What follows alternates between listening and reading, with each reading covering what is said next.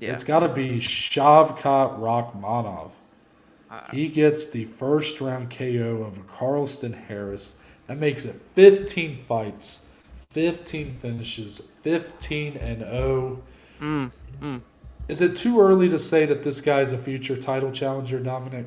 Not one bit, my friend, because he has shown absolutely zero weakness when he stepped into that UFC octagon.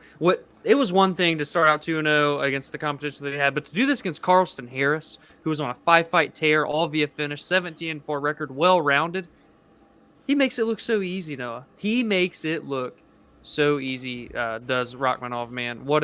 Again, like you said, biggest performance, biggest highlight of the card, and honestly, the most standout performance of the year through 3 cards so far. I mean, this kid's unreal. A future title contender, to say the least.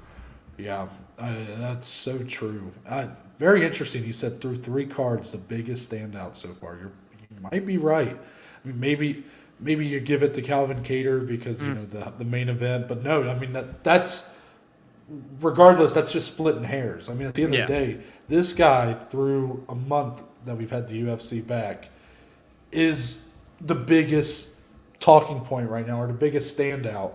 And last night, or Saturday night, watching this on Monday, felt like he was finally kind of becoming recognized a little bit. Yes, it did. Very much. Much more than previous. He's been on our radar for a little bit, but it felt like we've been having to like really push his name out there, be like, guys, Shavkat Rakhmonov, be aware of him. Yeah, but even like you our did friends, it on the round table. Yeah, even our friends, like Branson, he posted a tweet about Shavkat Rakhmonov before the fight. So to see like that there were people kind of interested in him, not just because of like our preview or whatever, but just that his platform is getting a little bit bigger. And then after this win, the fashion had happened. You throw a spinning heel kick. Holy shit. To follow it up and knocked him out cold with the follow-up punches. Yeah. Top 15's got to be next, right? Oh, I sure hope so. And then, it has to be a part of the discussion, though, because we were talking about this off recording. We saw it on Instagram and Twitter, BT Sport, even our friend Branson, as you said, brought this up as well. Shavkat Rakhmonov and Khamzat Chimaev are both 27 years old. They're both undefeated phenoms, and they're both in the welterweight division. Now, Khamzat, of course, a little bit ahead. He's in the rankings, right? We realize this.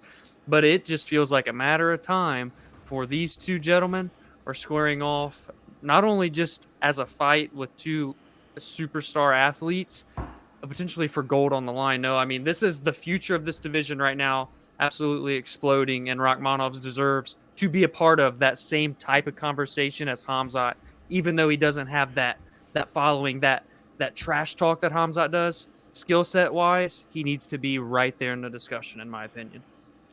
It's so interesting that Khamzat might be too far along to even call him a prospect anymore. I know. If you do call him a prospect, the 2 biggest prospects in the UFC are both in the welterweight division. Yep. That's interesting. Yeah. Because it's not the division that typically people go to as like one of the best. And it's in the division with the most dominant champion right now. That's true. Now, we do have a champion that also is perhaps on his way out. It's like a couple different directions it can go here, because it's like which one of these guys, and Khamzat being further ahead kind of answers that, but it's like which one of these guys could potentially take the crown from the king? Who could, to beat a man, you got to beat the man. Who could take down Usman? Yep. Or Usman retires, and then you kind of have a vacant throne. Mm-hmm. Which one of these guys is going to be good enough to hold that position next? Because I think one of these two, they're going to be hard to beat. The only one that, I mean, I don't know how that matchup goes if they fight. Yeah. But man, I can't wait for it.